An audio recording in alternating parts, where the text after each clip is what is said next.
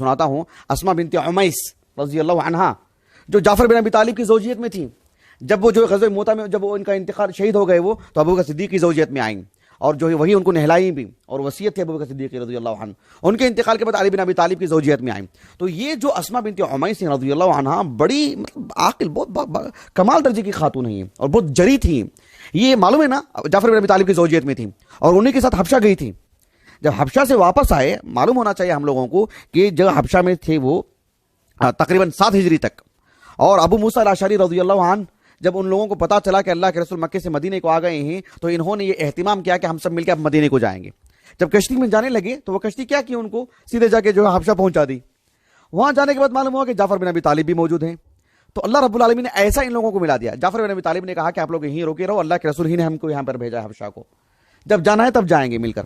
سب مل کر کیا ہے اور سیدھے خیبر چلے گئے. اللہ کے رسول نے خیبر سے جو مال غنیمت ملا تھا آپ نے انہی کو دیا جو اس میں شریک تھے, اس کے علاوہ کسی کو نہیں دیا سوائے ان قافلے کو جو حبشہ میں تھا پہلے سے جعفر بن ابی طالب کے ساتھ جو تھا قافلہ, اور جو ابو موسیٰ الاشعری کی سرکردگی میں جو قافلہ گیا تھا جو اچانک حبشہ چلا گیا, ان کو بھی اللہ کے رسول نے دیا. یہاں تک بات واضح ہو گئی. اچھا اب اصل مسئلے کو سنیے. اصل مسئلہ یہ تھا کہ جو صحابہ تھے مہاجرین جنہوں نے مکے سے مدینے کو ہجرت کی, کہا کہ نحن سبقناکم بالہجرہ. یہ کہا کرتے تھے بھئی ہم تو تم سے پہلے ہجرت میں سبقت کر گئے, تم تو اب آئے ہیں مدینے کو, اور ہم اللہ کے رسول کے ساتھ ہم اس وقت آئے ہیں مدینے کو, ہم تو ہماری تو ہجرت ہو کے 7 سال ہو گئے, آپ تو اب آئے ہیں. تو یہ کہا کرتے تھے اور یہ بات بہت مشہور ہو گئی. نحن احق منکم برسول اللہ صلی اللہ علیہ وسلم, نحن احق بکم من رسول اللہ صلی اللہ علیہ وسلم. اللہ کے رسول کے نزدیک جو ہے ہمارا مقام تمہارے سے بھی زیادہ ہے.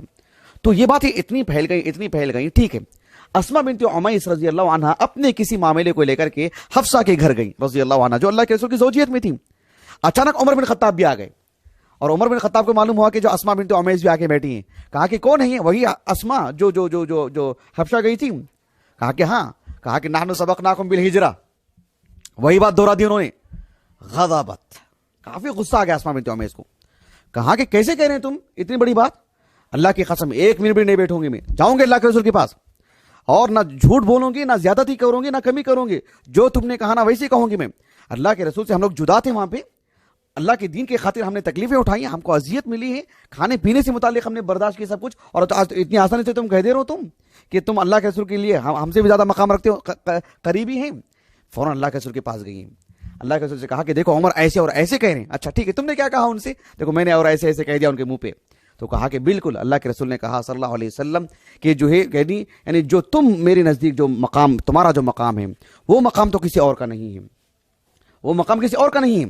یعنی بہت بڑی بات تھی ان کے لیے. اور اللہ کے رسول نے اتنی بڑی بات کی ان سے, کہا کہ لہو یعنی عمر بن خطاب کے لیے لہو ولی اصحابی ہجرت واحدہ, اور کہا کہ وانتم واہل السفینہ اہل السفینہ یعنی ہجرتان. اللہ کے رسول نے کہا کہ تمہارے تو 2 ہجرت ہیں, ایک تو یہاں سے وہاں تک اور وہاں سے یہاں تک کی ہجرت ہے.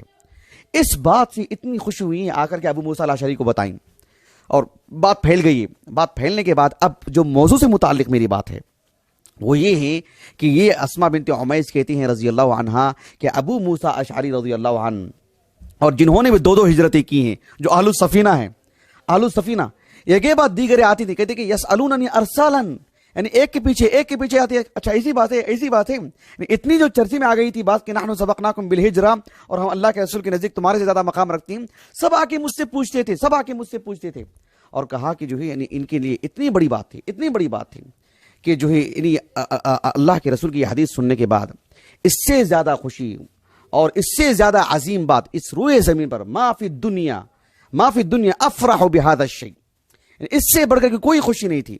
ولا اعظم فی انفسهم, اور ان کے دلوں میں اس سے زیادہ جو عظیم بات کوئی نہیں تھی کہ مما قال لهم الرسول صلی اللہ علیہ وسلم کہ جو ہے یعنی لکم الہجرۃ یعنی یا اہل السفینہ لکم الہجرتان, تمہارے لیے 2 ہجرتیں, 2 ہجرت کا ثواب ہے تمہارے لیے.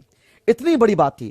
بلکہ اسما بنت عمیس کہتی ہیں رضی اللہ عنہا کہ رأیت ابا موسیٰ یعنی الاشعری رضی اللہ عنہ انہ یستعید منی هذا الحدیث, اس حدیث کو بار بار دہرانے کے لیے استعادہ یعنی بار بار دہرایا کرتی تھی, دوبارہ سنائی.